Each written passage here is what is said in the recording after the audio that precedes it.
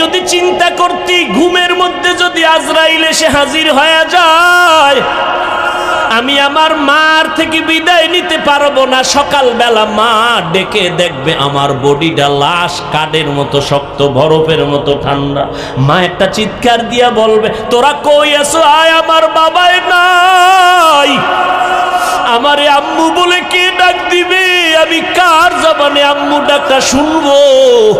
আমার কলিজা ভেঙ্গে চৌচির হয়ে যাবে। ও আল্লাহর বান্দারা, আজকে তোমার পায়ে ধরে ধরে এত কেন বুঝাই রে বাবা? আমার কবরে আমি যাব, তোমার কবরে তুমি যাবা। আমার কবরের জবাব আমি দিব, তোমার কবরের জবাব তুমি দিবা। এরপরও কেন এত কষ্ট করে পায়ে ধরে ধরে বিনয়ের সাথে বুঝাই রে বাবা? একটাই মাত্র কারণ,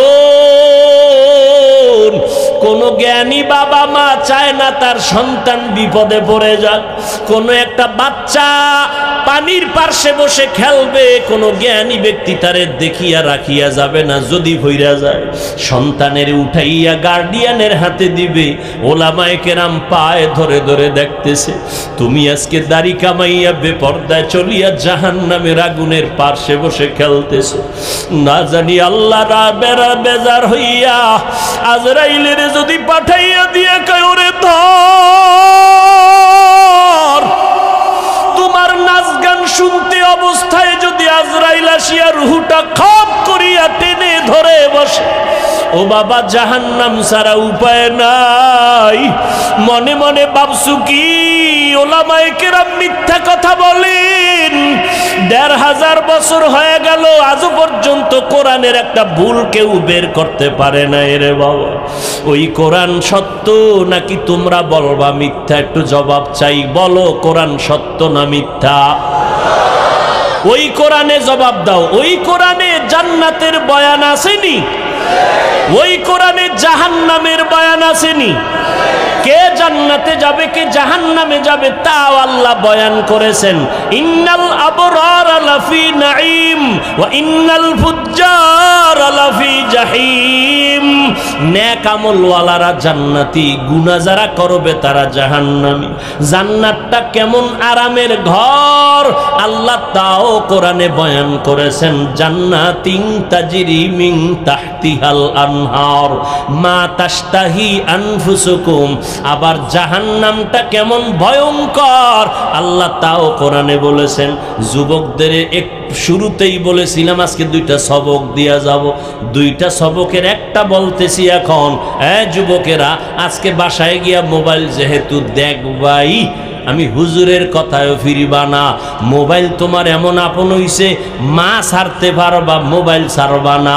তোমার অন্তর এত শক্ত, বাবারে ছাড়বা তবুও মোবাইল ছাড়বা না। তোমার বন্ধুকে তালাক দিতে পারবা তো মোবাইল ছাড়তে পারবা না। যেহেতু দেখবাই, আজকে বাসায় গিয়ে আমি হাফিজ ভাইয়ের একটু অনুরোধ রাখবা, মোবাইলটা ওপেন করে ডাউনলোড করবা, বাংলা কোরআন লিখে সার্চ দিবা। এরপরে বাংলা কোরআন চলে আসবে 114 সূরার। মাঝে মাঝে আজ একটু কাল একটু সময় সময় একটা সূরার ছোট সূরার তরজমা পড়বা বাংলায়।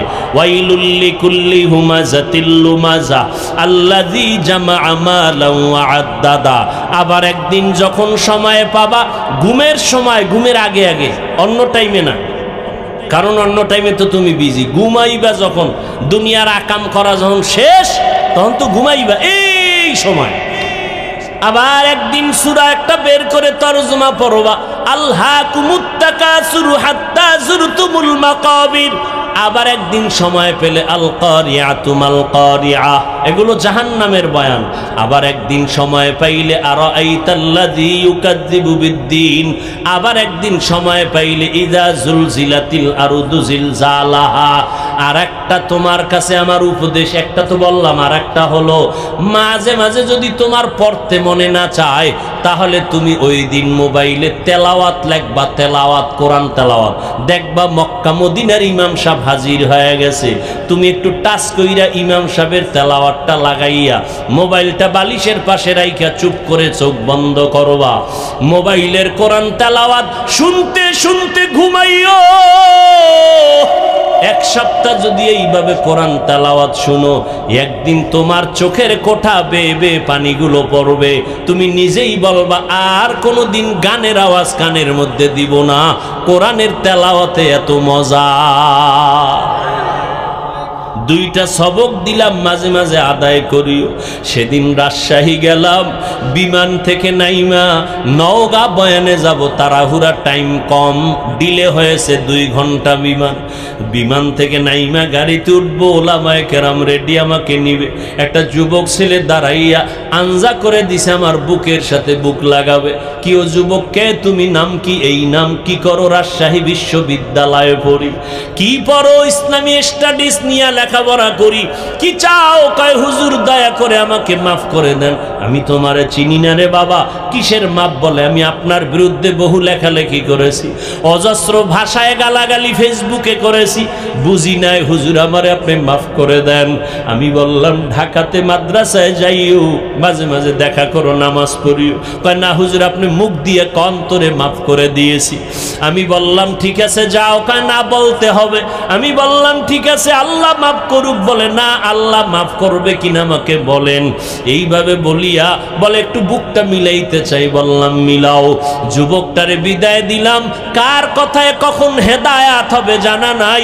এ যুবক, কেন কার কথায় পড়িয়া তুমি একজন আলেমকে দূরে ভাবতেছো আর একজনকে কাছে ভাবতেছো? মরিয়া গেলে তোমার আপন বন্ধুটাও খবর নিবে না, তোমার বন্ধুটা মোবাইলের থেকে তোমার নাম্বারটা ডিলিট করে ফেলবে। কেমন বন্ধু? নাম্বারটা ডিলিট করে ফেলবে। কিন্তু একজন আলেমের যদি মোহাব্বত করিয়া যাও, ওই আলেমটা যতদিন মোনাজাত দিবে তোমারে দোয়া না করিয়া মোনাজাত দিবে না।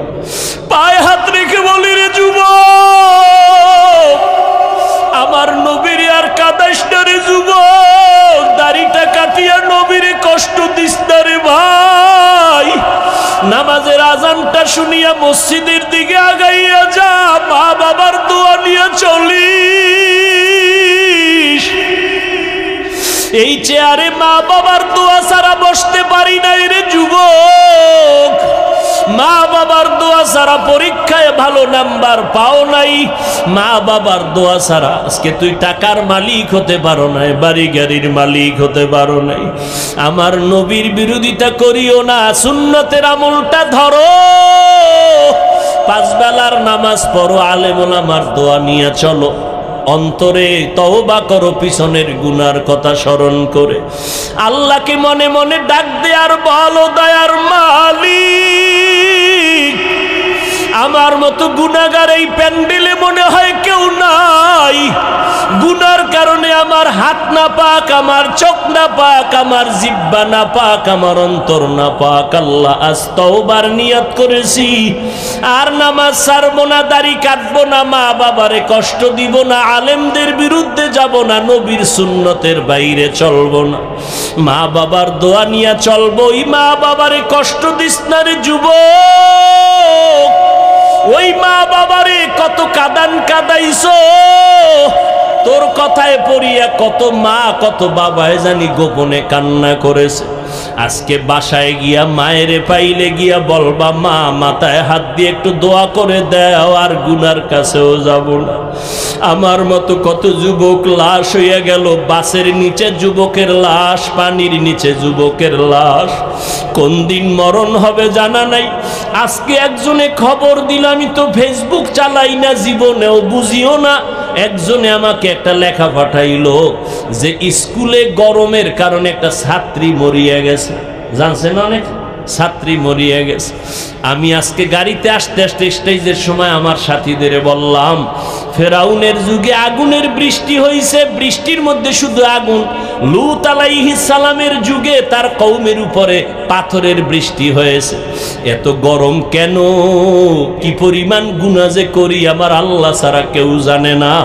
মুহাম্মদের উম্মত যদি না হইতাম, বহু আগে মরিয়া যাইতাম। আখিরি নবীর উম্মত হওয়ার কারণে এত গুনার পরেও আল্লাহ আমগো জাগায় মারিয়া ফালান না আযাব দিয়া। অতএব তওবা করো, সবার কপালে তওবা নসিব হবে না। ওমরের মতো বান্দা তরবারি নিয়ে নবীর গর্দান কাটতে গিয়া মুসলমান হয়ে গেল, আর আবু জাহাল 13টা বছর নবীর বয়ান শুনিয়া কালেমা পড়ল না।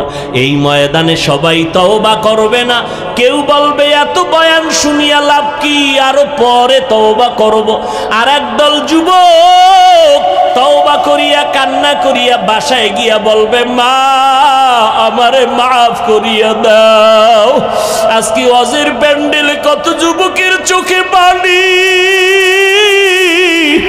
আমার চোখে মোনাজাতে কেন পানি আসে নাই? মা তোমার বোধহয় মনে কষ্ট, আমারে তুমি মাফ করে দাও, আর আমি গুনাহ করব না, আল্লাহর বিরোধিতায় করব না। আল্লাহ আজকের এই মজলিসের বরকতে পুরা এলাকার ঘরে ঘরে শান্তি দান করুন। প্রচন্ড গরমের তাপমাত্রা আমাদের সহনশীল করে দিন। আবারও আসতে বললেন কেন? আল্লাহ পাক এই বেহেশতের মজলিসের বরকতে আপনাদের পুরা অঞ্চলের সমস্ত কবরওয়ালাদের আযাবকে মাফ করে দিন।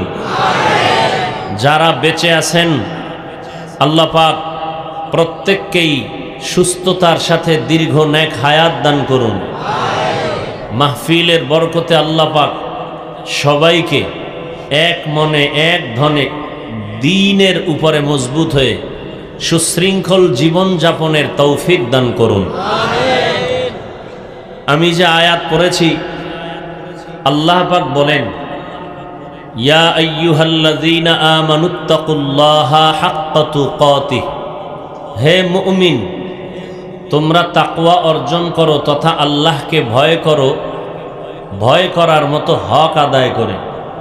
ওয়ালা তামুতুন্না ইল্লা ওয়া আনতুম মুসলিমুন, এবং তোমরা কেউ মৃত্যুবরণ করিও না মুসলমান না হওয়া পর্যন্ত। পয়গম্বর আরবি সাল্লাল্লাহু আলাইহি ওয়া আলিহি ওয়াসাল্লাম ইরশাদ করেন, আলা কুল্লুকুম রাইন, সাবধান হে উম্মত তোমরা প্রত্যেকেই দায়িত্বশীল। অকুল্লুকুম মাসউলুন আন রাইয়াতিহি, এবং প্রত্যেকেই দায়িত্ব সম্পর্কে আল্লাহর আদালতে জিজ্ঞাসিত হবে।